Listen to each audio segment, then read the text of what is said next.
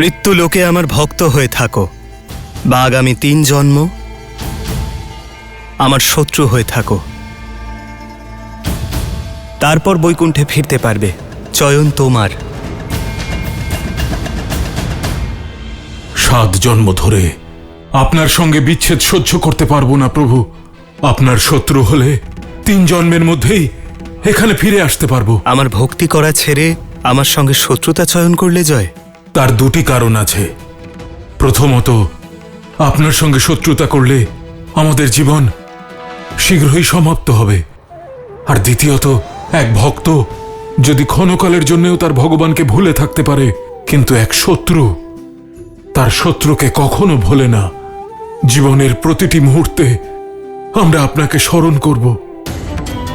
কেবল একটা মিনতি আপনার কাছে, এই 3টি জন্মেই আমাদের মৃত্যু যেন আপনার হাতে হয়, যাতে মৃত্যুর পূর্বে প্রত্যেক জন্মে একবার আমরা আপনার দর্শন পাই প্রভু।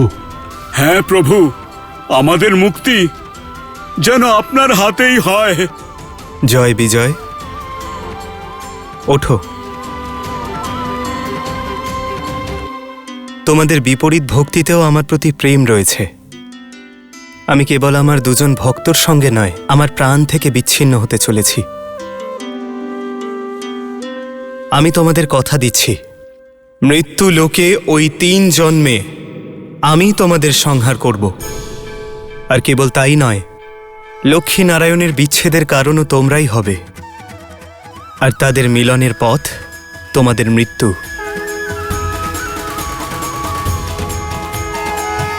এই জয় বিজয় গত জন্মে হিরণ্যাক্ষ আর হিরণ্যকশিপু রূপে জন্মেছিলেন, আর নারায়ণের হাতে মুক্ত হয়েছিলেন। থামুন, কিন্তু এখন এই কাহিনী কেন শোনাচ্ছেন? স্মরণ করুন দেবী, আপনি আমায় প্রশ্ন করেছিলেন যে হনুমান কুম্ভকর্ণকে বধ করতে গিয়ে কেন থেমে গিয়েছিলেন। তুমি অত্যন্ত সৌভাগ্যশালী, কারণ তোমার বিনাশ আমার হাতে নয়, আমার প্রভু শ্রীরামের হাতে হবে। আর আমি নিয়তিতে হস্তক্ষেপ কখনোই করব না। এই জন্মে বিজয় কুম্ভকর্ণ রূপে জন্ম নিলেন, আর প্রতিশ্রুতি অনুসারে তাকে উদ্ধার করলেন নররূপী নারায়ণ, অর্থাৎ প্রভু শ্রীরাম আর শ্রীরামচন্দ্রের পরম শত্রু, আমার পরম ভক্ত লঙ্কাপতি রাবণ। জয়ের পুনর্জন্ম। আর এখন সময় হয়েছে এ জন্মের পাপের বিনাশ ঘটে মর্যাদা স্থাপিত হোক, আর ধর্মের জয় হোক।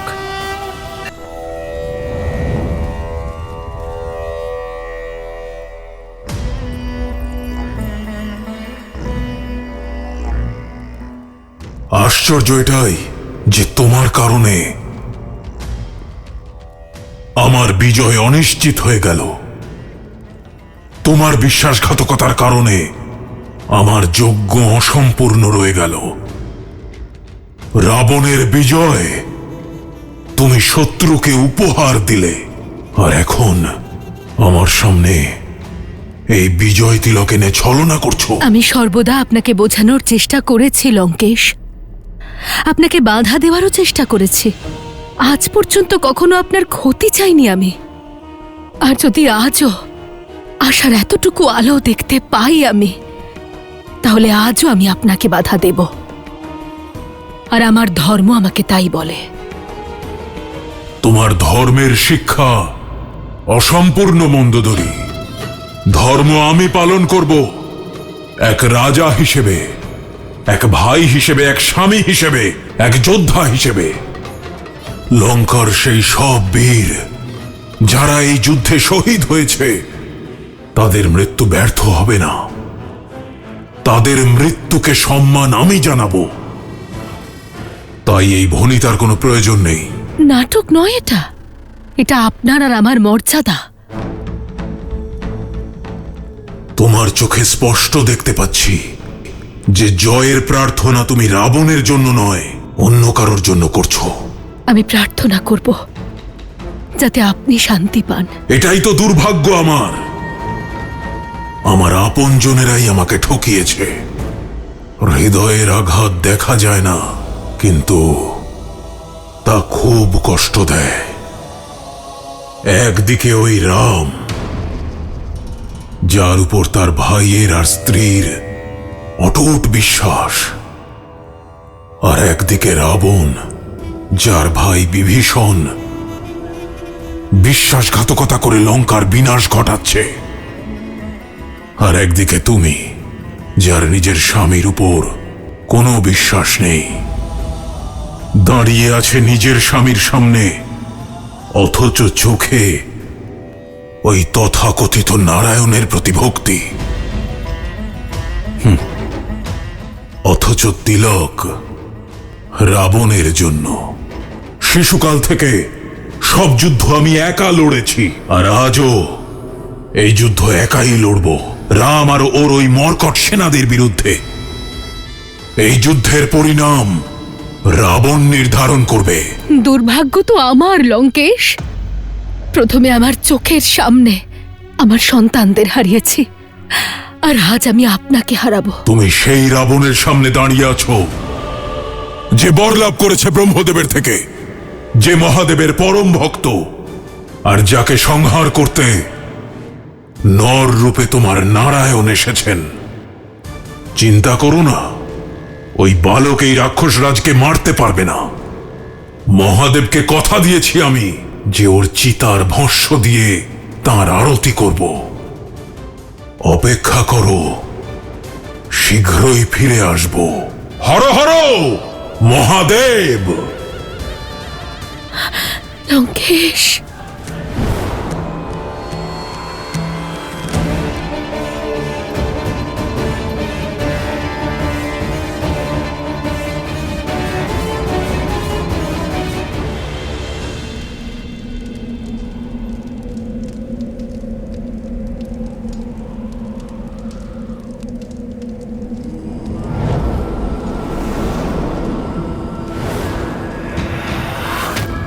দশ লোকের স্বামী লঙ্কা নরেশ দশানন রাবণ প্রবেশ করছেন।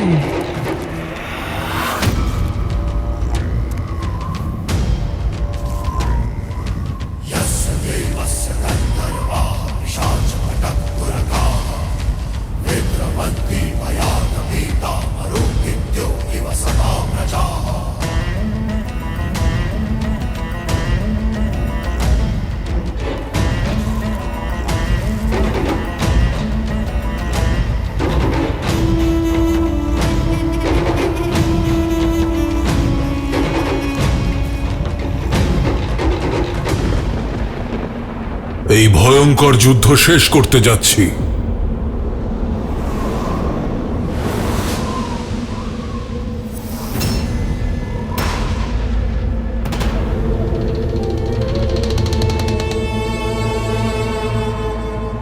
কিন্তু জানো এর সূচনা কতটা অদ্ভুত?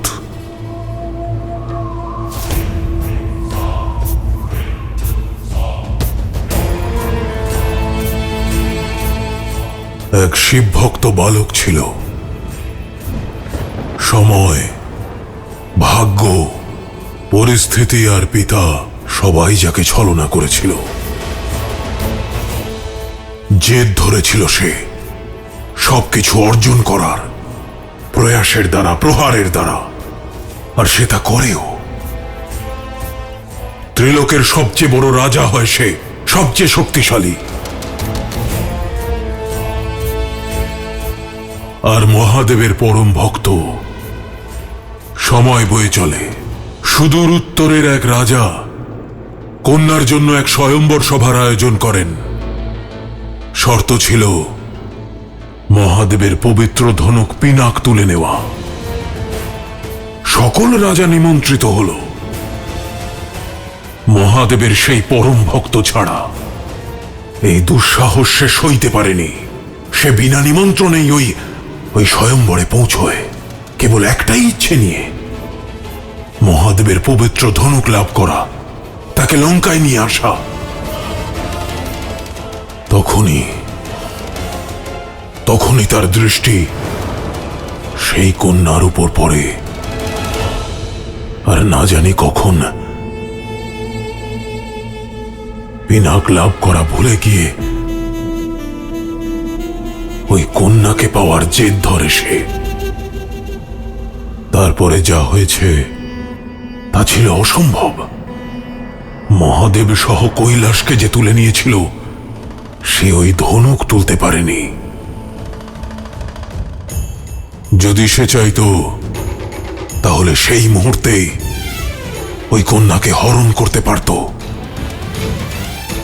কিন্তু সে এমনটা করেনি। ফিরে এসেছিল, বুঝিয়েছিল নিজেকে যে হয়তো ওই কন্যাকে পাওয়ার লোভকে মহাদেবের ভক্তির উপরে স্থান দিয়ে সে অপরাধ করেছে, দূরে থেকেছে সেই কন্যার থেকে। কিন্তু সময়ের চাকা ঘুরেছে। ওই কন্যার স্মৃতি আবার একবার লঙ্কেশের দ্বারে করাঘাত করেছে। ব্যর্থতার সেই ক্ষত আবার তাজা হয়ে উঠেছে। পিনাক না পাওয়ার হতাশা আর ওই কন্যাকে না পাওয়ার আক্ষেপ পুনরায় জেগে উঠেছে। আর তার ফলে যা হয়েছে তা সমগ্র সংসার জানে।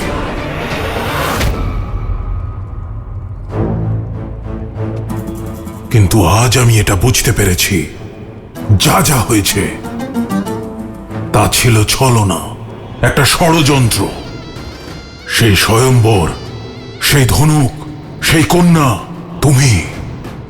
তুমি সীতা, সব ছিল অজুহাত। শিব ধনুক তুলে নেওয়ার নয়, শিবের এই পরম ভক্তের পতন ঘটাবার। আমার ভক্তিকে ছোট করে দেখানো, এটাই ছিল দেবতাদের ষড়যন্ত্র। কিন্তু ওই দেবতারা এটা জানে না যে আমি লঙ্কেশ দশানন রাবণ একা লড়বো। আমি রাম আর ওর মর্কট সেনাদের বিরুদ্ধে যুদ্ধক্ষেত্রে। ওই রামের চিতাভস্য দিয়ে আমার মহাদেবের আরাধনা করব আমি।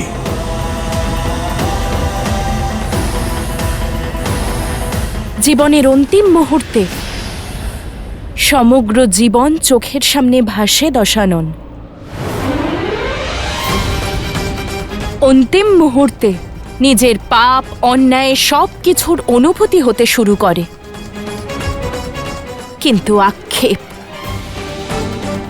তোমার সেসব কিছুই হচ্ছে না। কিন্তু দেখো, আমার শ্রীরাম তোমার বিনাশ করার পূর্বে তোমাকে তোমার পাপ নিশ্চয়ই মনে করাবেন। ভালো খারাপ, ধর্ম আর অধর্মের এই অন্তিম যুদ্ধে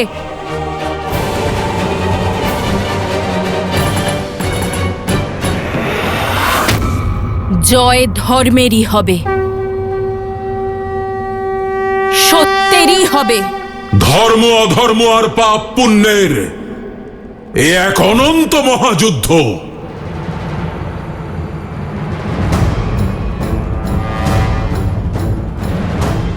সত্য কোনটা আর ভ্রম কোনটা, এ প্রশ্ন চিরকাল ধরে চলে আসছে।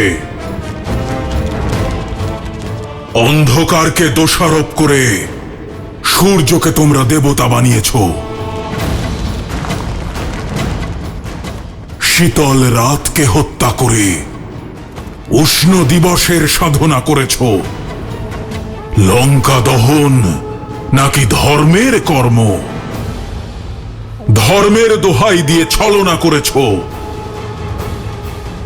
আহুতি দেব আজ সেই অধর্মের, যে ধর্মযজ্ঞের নাম করে তুমি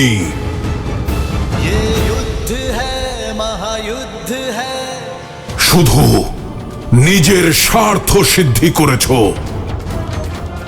ন্যায় ধর্মের নামে করে ষড়যন্ত্র।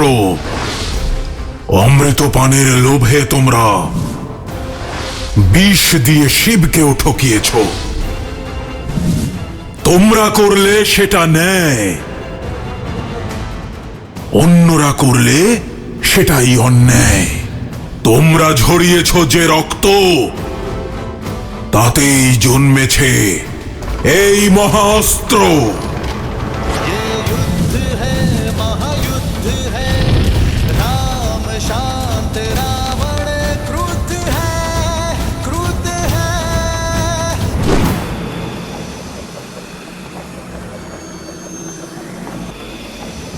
গন্ধক,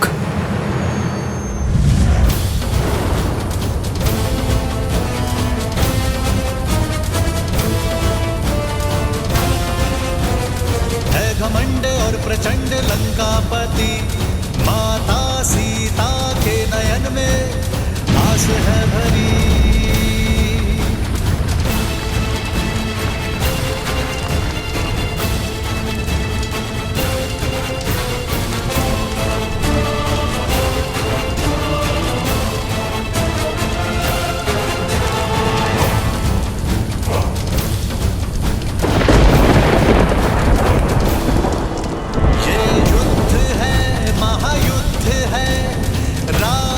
शांत रावण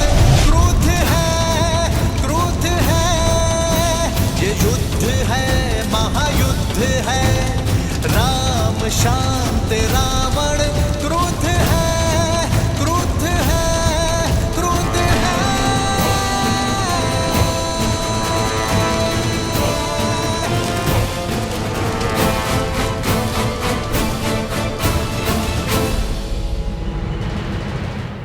রাবণ আমি, কেউ আমাকে মারতে পারবে না। আজকের পর শুধু একটাই সংস্কৃতি থাকবে, রাক্ষস সংস্কৃতি। আর কেবল একটাই বিজয় মন্ত্র হবে, বয়ম রাক্ষসমঃ।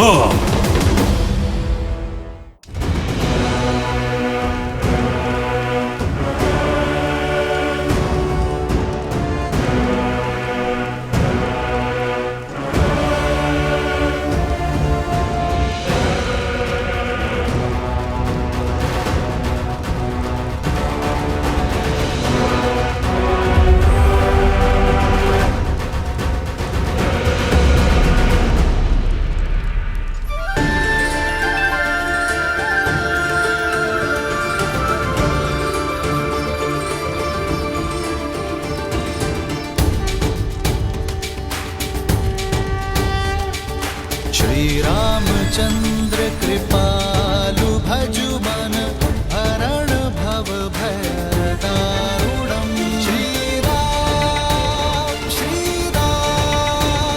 राम राम, श्री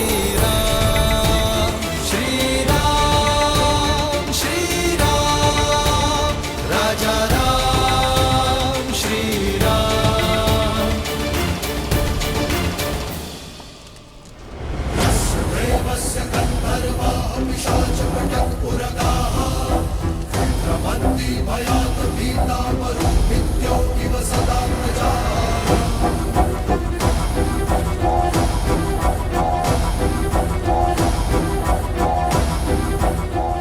অবাক হলে? রাবণকে তোমাদের সামনে কোনো কবচ ছাড়া আসতে দেখে? এটাই তো ষড়যন্ত্র ছিল দেবতাদের, যে কেড়ে নাও রাবণের থেকে তার সব কবচ, তার সব ঢাল, তার গর্ব, তার শক্তি, তার পুত্র, তার ভাই, সকলের বিনাশ করো।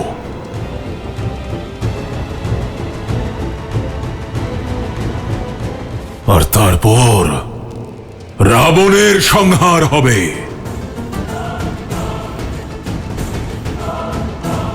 সফল হয়েছে ষড়যন্ত্র। রাবণকে শেষ করা এত সরল নয়।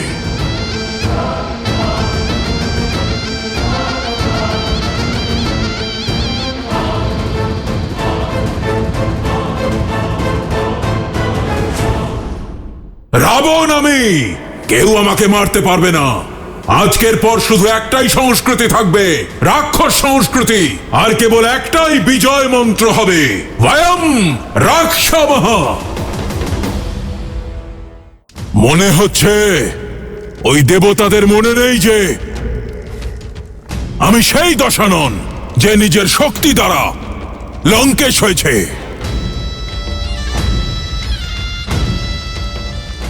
যে নিজের সাহস দ্বারা 10টি লোকের রাজত্ব করেছে, বিনা কবচে আর বিনা ঢালে।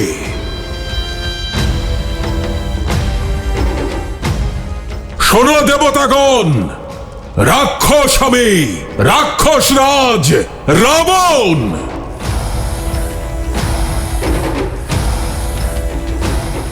বিনা ঢালে আর বিনা কবচেই অজেয় আমি।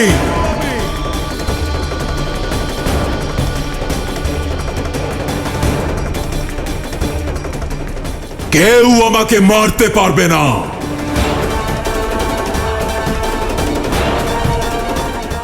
আর আজকের পরে প্রমাণ করে দেব আমি যে একটি সংস্কৃতি থাকবে, রাক্ষস সংস্কৃতি।